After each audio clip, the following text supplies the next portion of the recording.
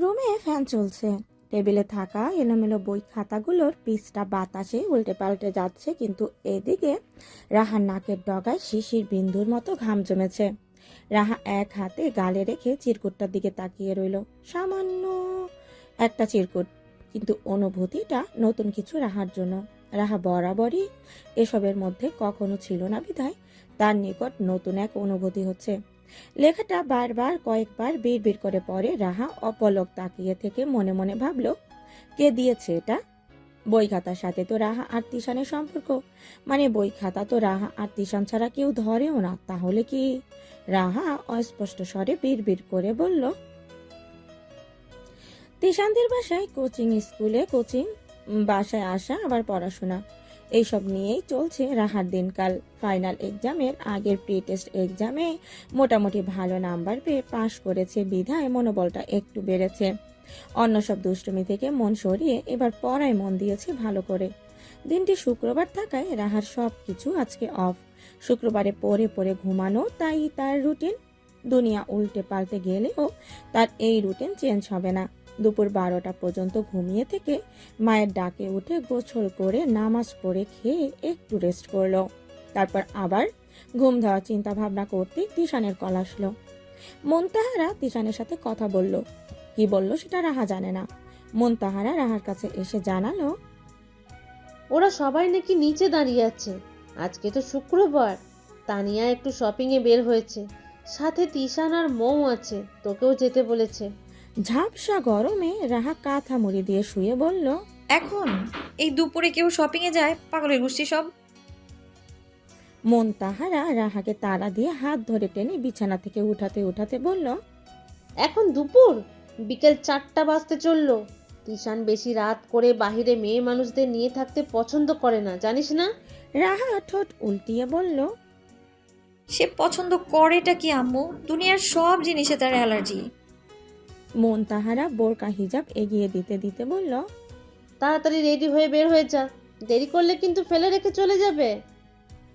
রাহা নাক মুখ কুচকিয়ে বলল, যাক চলে, তাতে কি হয়েছে? আমি যেতে চেয়েছি নাকি? মুনতাহারা অধৈর্য হয়ে বলল, মেয়েদের এত কথা বলতে নেই রাহা, কথা একটু কম বলতে শেখো। শুক্রবার দিন ভাই বোনদের সাথে বাহির থেকে একটু ঘুরে আসলে ভালো লাগবে বিধায় তোমাকে আমি জোর করছি। রাহা বুঝতে পারল মায়ের ভীষণ রাগ হচ্ছে। রাগ করলে উনি তুমি করে বলতে শুরু করে দেয়, আবার মাঝে মাঝে আহ্লাদ করে তুমিও বলে। রাহা আর কোনো কথা না বাড়িয়ে বোরকা হিজাব পরে রেডি হয়ে তড়িঘড়ি করে নিচে নেমে আসলো। তিশান যে রাহাকে ধমকানোর জন্য রেডি হয়ে আছে সেটা রাহা আগে থেকেই জানে, তাই তিশানের ধমক খাওয়ার জন্য রেডি হয়েই ছিল। দুটো রিক্সা নিয়ে দাঁড়িয়ে আছে, একটাতে অলরেডি মৌ আর তানিয়া বসে আছে, আরেকটাতে তিশান একা। রাহা চোখ ঘুরিয়ে তানিয়ার কাছে গিয়ে দাঁত কেলিয়ে বলল, মৌ আপু, তুমি তো খুব মিষ্টি আর ভালো আপু, আমাকে তানিয়াপুর সাথে বসতে দিবা প্লিজ? মৌ মুচকি হেসে নেমে নিতে নিবে অমনি রাহাকে পেছন থেকে এক হাত ধরে টেনে টুনে নিয়ে রিক্সার সামনে এনে হাতটা ছেড়ে দিয়ে তিশান বলল, নাটক কিছু কম করলে হয় না তোর? সবসময় কেন তোকে নাটক করতে হয় বুঝি না তো আমি। এমনিতেই লেট, এখন আবার ঢং করছে। তিশানের কথাগুলো গিলে নিয়ে রাহা রিক্সাতে উঠে বসলো।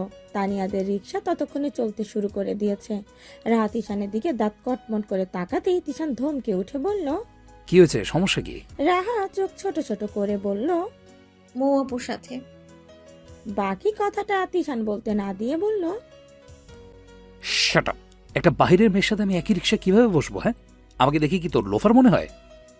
রাহা কি বলবে বুঝতে পারলো না, কিছু একটা বলতে হবে ভেবেই বলে দিল, আমিও তুমি।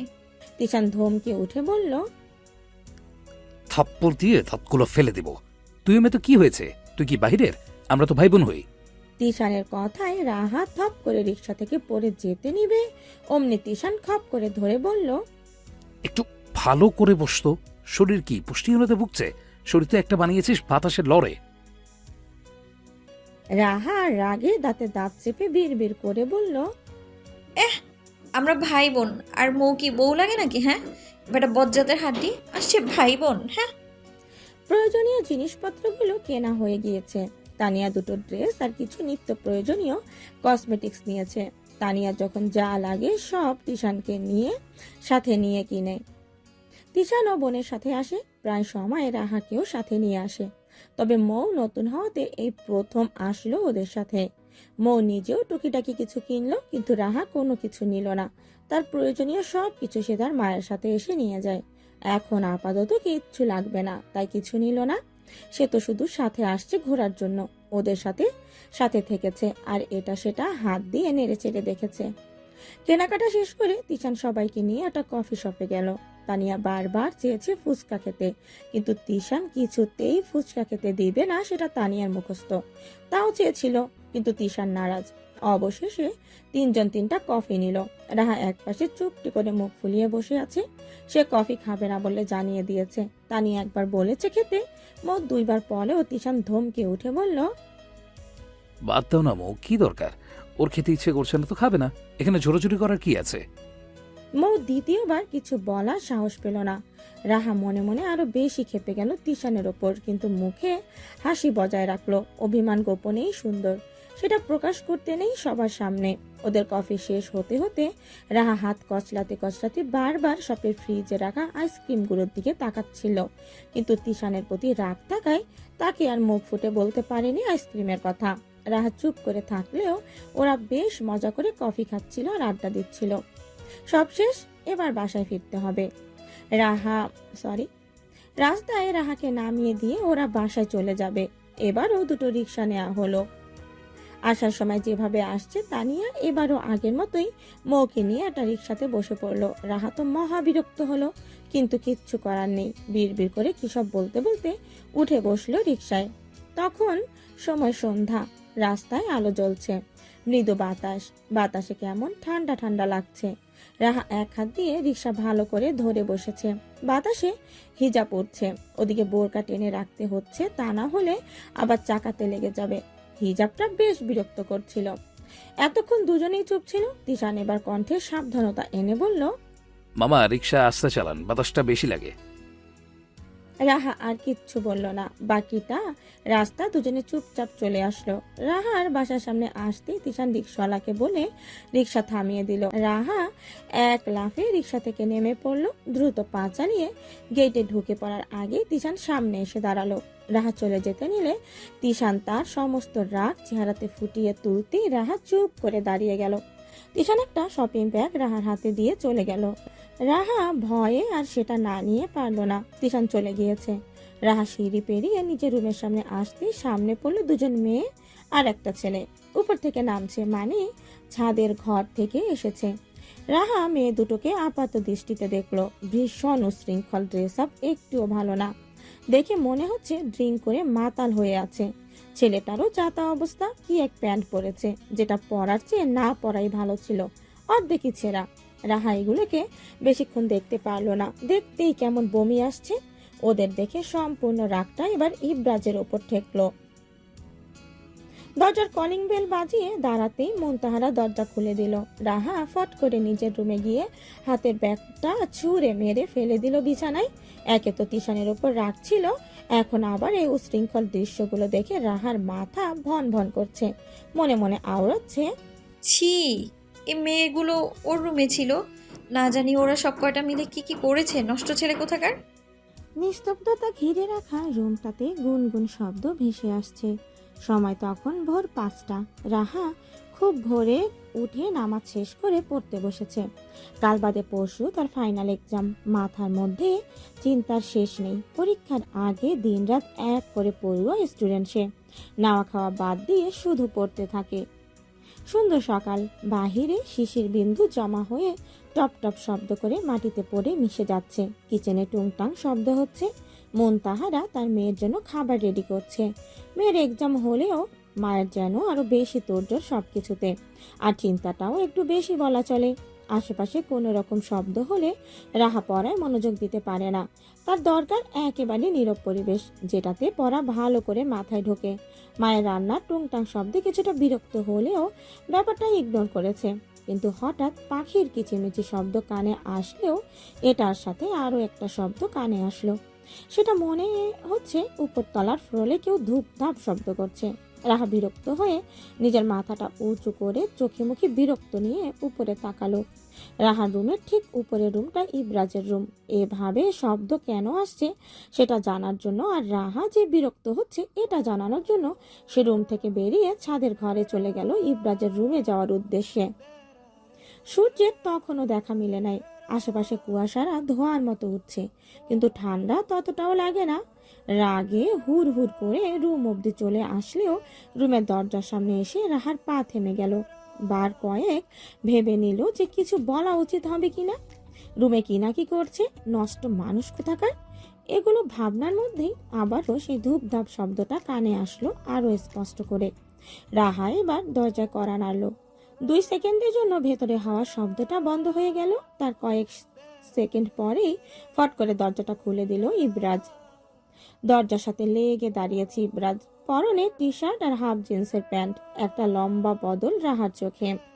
রাতে নিজেকে কিছুটা দূরে সরিয়ে নিল, উকি দিয়ে রুমের ভেতরের অবস্থা দেখার চেষ্টা করলো, কিন্তু ইবরাজ একদম দরজা আর নিজেকে দিয়ে ভেতরের অংশ ঢেকে রেখেছে মনে হচ্ছে।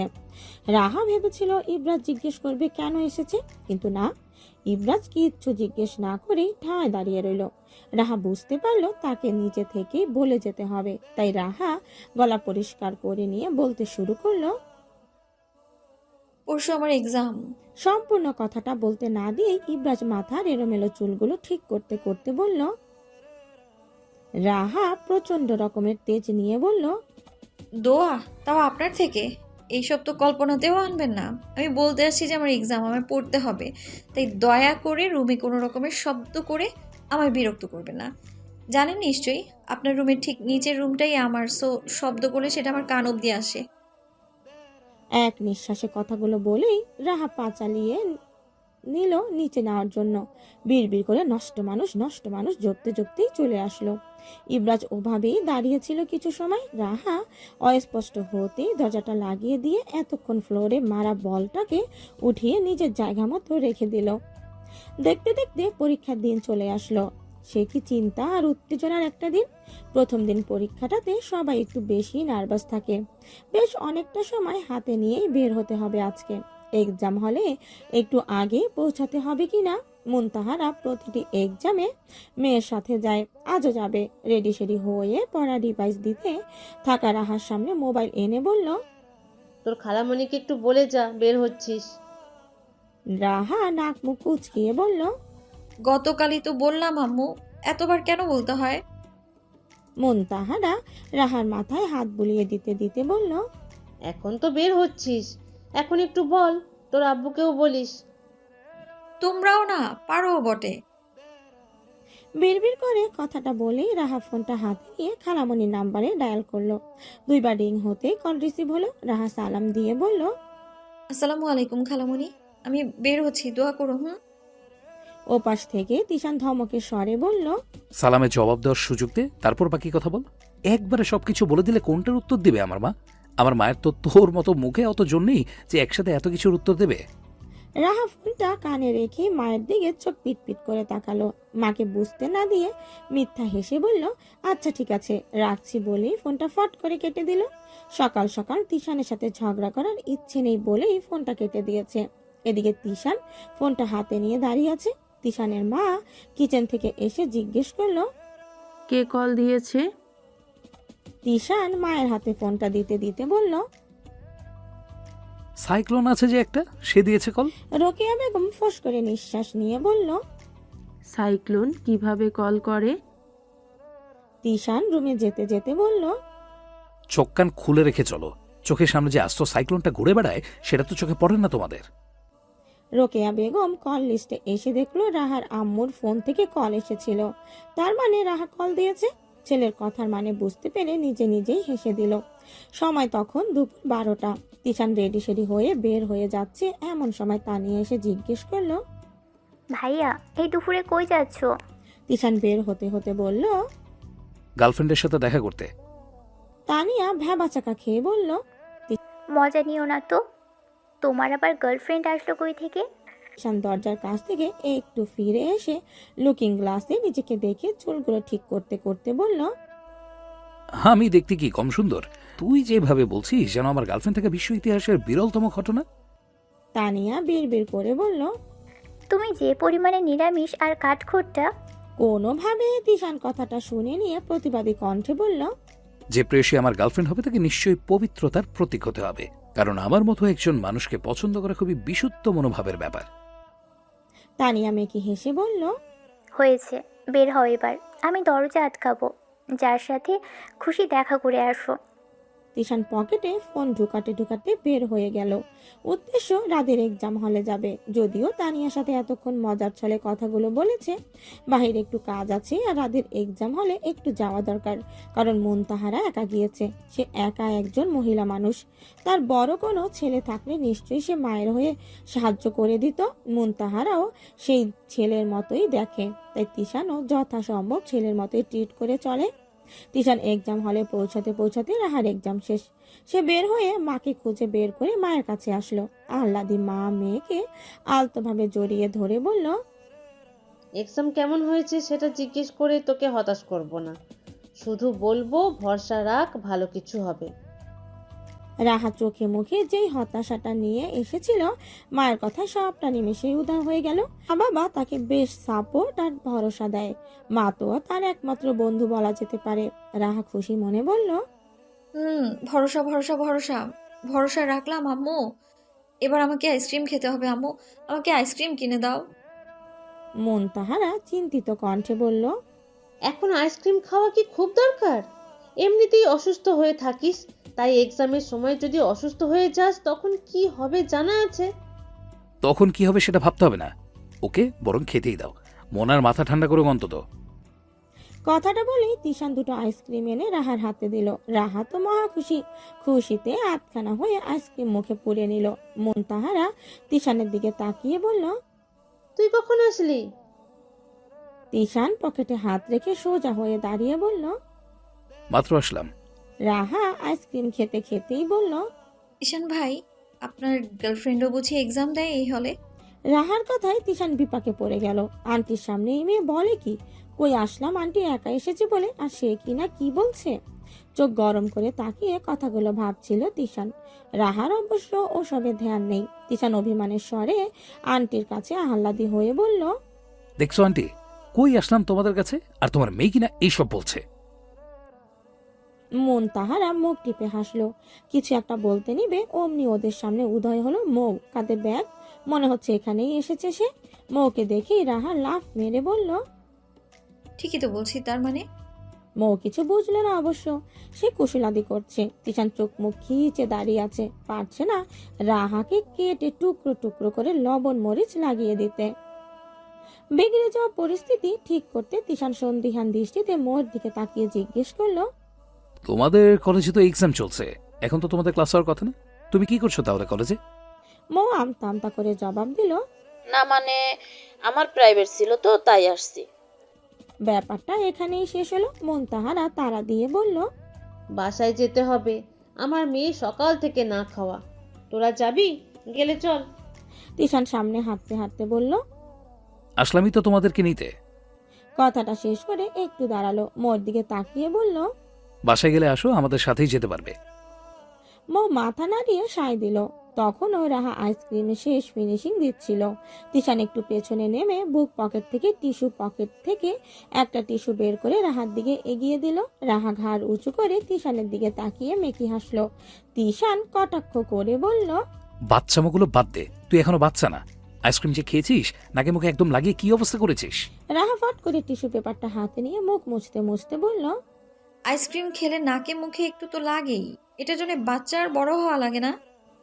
তিশান ফোঁস করে নিঃশ্বাস টেনে হাঁটার গতি বাড়িয়ে দিয়ে রাহাকে পেছনে ফেলে সামনে চলে গেল। এরপর মৌকে পরীক্ষা নিয়ে এটা সেটা জিজ্ঞেস করতে করতে চলে আসলো স্টেশনের কাছে। তিশান আগে এসে সিএনজি ঠিক করে রেখেছে। তিনজন বসলো পেছনে আর তিশান সামনে। সিএনজি এসে থামলো রাহাদের বাসার সামনে। রাহার মুনতাহারা নেমে গেল। তিশান তাদেরকে বিদায় দিল। মৌ পেছনে একাই বসে রইল। রাহা গাড়ি থেকে নেমে তিশানের দিকে তাকিয়ে একটা মুখ ভেঙচি মারলো। তিশান তো হতবাক। রাহা চলে যাচ্ছে বাতাসের গতিতে। তিশান চঞ্চলা রাহার দিকে তাকিয়ে ভাবলো। হি মেয়ে এমন কেন করে? ম্যাচুরিটি কবে আসবে এটার মধ্যে? ফিংচি কাটলো। আমি কি কিছু করেছি? হাস্য পাগল একটা, ইচ্ছে করে থাপড়ি কিডনি ব্লক করে দেই। দেখতে দেখতে এক্সাম শেষ হয়ে এসেছে, আর মাত্র 2টা রয়েছে। এরপর প্র্যাকটিক্যাল জমা দিলেই শেষ। ভাবতেই রাহার খুশি খুশি লাগছে। এই কয়েকদিনে কতটা খাটুনি যে গিয়েছে সে আর বলে শেষ করা যাবে না। তিশানও বেশ খেটে খুটে পড়িয়েছে, অবশ্য ভয়ও দেখিয়েছে যে ফেল করলে নাকি আইসক্রিম ওয়ালার কাছে বিয়ে দিয়ে দেবে। রাহা অবশ্য এসবে ভয় পায়নি, যথাসম্ভব ভালো করেই এক্সাম দেওয়ার চেষ্টা করেছে। আজকে এক্সাম নেই, সামনেও এত কঠিন কোনো সাবজেক্টের এক্সাম না বিধায় চাপটা একটু কম নিয়েছে। তার চিন্তাহীন হয়ে সকাল থেকে পড়ে পড়ে ঘুমাচ্ছে। বেলা তখন 11টা। রাহা ভিভোর হয়ে ঘুমাচ্ছে। গায়ে কাঁথা মুড়ি দিয়ে ঘুমালেও নাকের ডগায় শিশির বিন্দুর মতো ঘাম জমেছে। সূর্যের তীব্র তাপে কিছুটা গরম পড়েছে। হঠাৎ কলিং বেল বেজে উঠল। রাহার ঘুম হালকা ছিল বলে কলিং বেলের শব্দ কান অব্দি গিয়েছে, কিন্তু রাজ্যের আলসেমি শরীরে ভর করেছে বিদায় সে বিছানা ছেড়ে উঠল না, বরং কাঁথা জাপটে পড়ে রইল।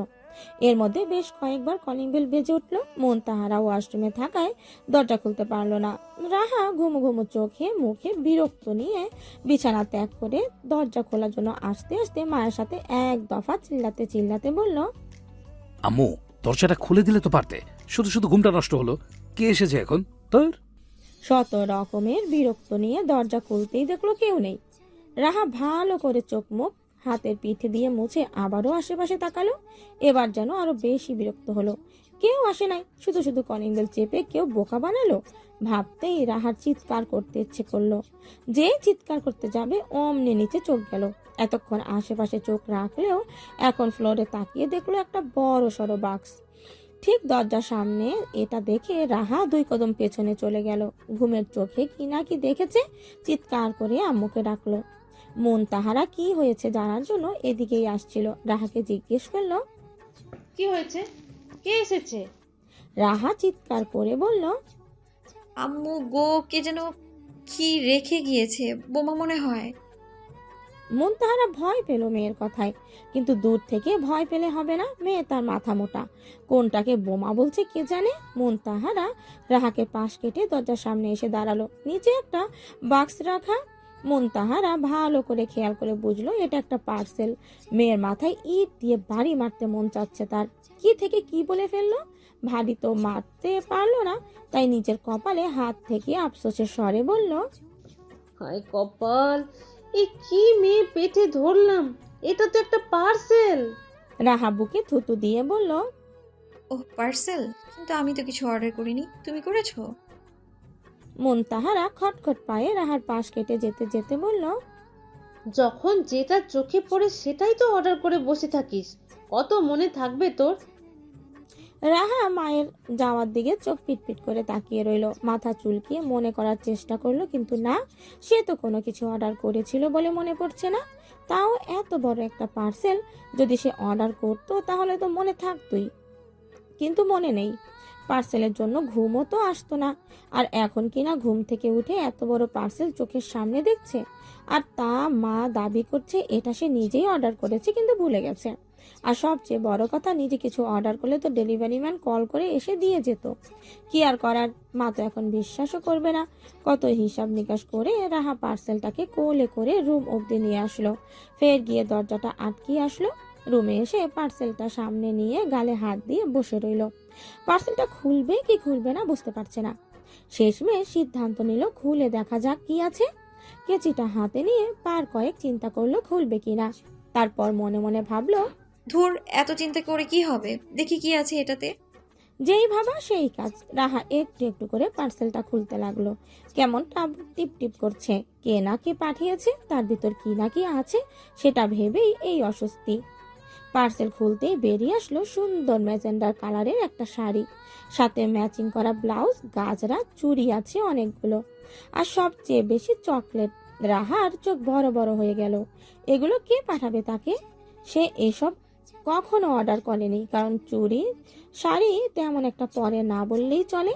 যদি ফ্রেন্ড আর কাজিনদের সাথে কখনো পড়তে হয় তাহলে মায়ের শাড়ি দিয়ে চালিয়ে দেয়। শাড়ি চুরির প্রতি আলাদা কোনো ইমোশন নেই তার। রাহা প্রচন্ড চিন্তিত হয়ে একটা চকলেট ছিলে খেতে লাগলো। চকলেট খেতে খেতে হঠাৎ নজর পড়লো একটা নীল চিরকুট রয়েছে। চিরকুটটা দেখেই রাহা লাফিয়ে উঠলো। তাড়াতাড়ি করে চিরকুটটা হাতে নিল, সুন্দর আর ভালোবাসাময় লেখা, সেম হাতের লেখা। আগের চিরকুটটা কোথায় রেখেছিল মনে নেই রাহার, তাই সমস্ত বই উল্টে পাল্টে খুঁজে দেওয়ায় চিরকুটটা বের করলো। সেদিন চিরকুটটা একটা ডায়েরিতে রেখে দিয়েছিল, কিন্তু এরপর রাহার আর চিরকুটের কথা মাথায় আসে নাই। রাহা বরাবরের মতোই অনুভূতি শূন্য একজন, যে কারণে সে এখনো এই অনুভূতিগুলো চিনতে না তবে এখন থেকে চিনেছে আর সেগুলো নিয়ে ভাবছে। আগের চিরকুটটা এনে এখনকারটার সাথে মিলিয়ে দেখলো, একেবারে একই রকমের হাতের লেখা। তার মানে ব্যক্তি নিজে লিখে চিরকুট দিয়েছে। এই কথাটা মাথায় আসতেই রাহা চিন্তায় পড়ে গেল, কারণ ব্যক্তি যদি নিজে লিখে দিয়ে থাকে তাহলে প্রথম চিরকুটটা তিশান দিয়েছিল বলে ভেবেছিল রাহা, কিন্তু তিশানের হাতের লেখা তো রাহা চিনে, কিন্তু এটা তো তিশানের হাতের লেখা না, তাহলে কে দিল? চিন্তা বাড়তে লাগলো রাহার। তারপর আবার ভাবলো হয়তো তিশান অন্য কাউকে দিয়ে লিখে পাঠিয়েছে যেন রাহা না চিনে। এসব গুলো ভেবে পরক্ষণেই রাহা নিজের মাথা নিজে চাপড়িয়ে মনে মনে ভাবলো, তোর কি সব ভাবছি? তিশান ভাইকেই কেন ভাবছি আমি? সে তো নাও হতে পারে, কারণ সে ছাড়াও পৃথিবীতে অনেক ছেলেই আছে। নিজের মনকে তো সান্ত্বনা দিল যে তিশান হতেও পারে আবার নাও হতে পারে। আচ্ছা, যদি তিশান না হয় তাহলে কে হবে? সূর্যের তাপ প্রখর হতেই ভিভোর ঘুমে থাকা কিশোরী জেগে উঠল। কোনো রকম চিন্তা ছাড়া একদম রিফ্রেশ মনে ঘুমিয়েছিল রাহা। পরীক্ষা শেষ হয়েছে 2 দিন হলো, এখন আর চিন্তা তাকে ছুতে পারে কিভাবে? তাই তো এখন সে বিন্দাস মুডে আছে। ঘুম থেকে উঠে লম্বা শাওয়ার নিল। উদ্দেশ্য আজকে সেই অচেনা মানুষের দেওয়া শাড়িটা পরবে। যত যাই হোক দিয়েছে তো পরার জন্যই, তাই শখ করে হলেও পরে দেখা দরকার। আর পড়লে নিশ্চয়ই তার থেকে আরো কিছু বার্তা আসবে, এতে করে সে মানুষটা রাহার কাছে স্পষ্ট হবে। খাওয়া দাওয়া শেষ করে কিছুটা রেস্ট নেওয়ার জন্য বিছানায় গা এলিয়ে দিল রাহা। দুপুরে বালিশে মাথা রাখলে চোখ লেগে আসে। রাহার চোখে কিছুটা ঘুম আসতেই একটা বিকট শব্দে আচমকা চোখটা খুলে গেল। এরকম হঠাৎ করে ঘুম ভেঙে গেলে মাথায় প্রচন্ড ব্যথা হয়, আবার হাড় কাঁপতে থাকে। এই মুহূর্তে রাহার এটাই হলো। নিজেকে ধাতস্থ করলো, ভালো করে আশেপাশে তাকালো। শোয়ার সময় মুনতাহারা রাহার পাশেই ছিল, কিন্তু এখন নেই। রাহা বিছানা থেকে উঠে একটু পানি খেয়ে নিল। নিজেকে ঠিক করে আশেপাশের রুমে মাকে খুঁজতে লাগলো, কিন্তু কোথাও পেল না। মেইন দরজাটা ভিজিয়ে রাখা দেখে রাহা একটু ভয় পেল। দরজাটা খুলে বের হয়ে এদিক সেদিক তাকালো, বুঝতে পারলো না কোথায় যাবে। হঠাৎ খেয়াল করলো পাশের বাসার পুচকোটা উকি মেরেছে ছাদের সিঁড়ির দরজাতে এসে। এই বাচ্চা এখানে কি করছে ভেবেই রাহা দ্রুত পায়ে ছাদের দরজাতে উঠলো। পুচকোটাকে জিজ্ঞেস করলো, পাপন, তুমি এইখানে কি করছো? ছেলেটা তখনও ভালো করে কথা বলতে শেখেনি বিধায় আধো আধো ভাঙা গলায় মায়ের দিকে আঙুল দেখিয়ে বলল।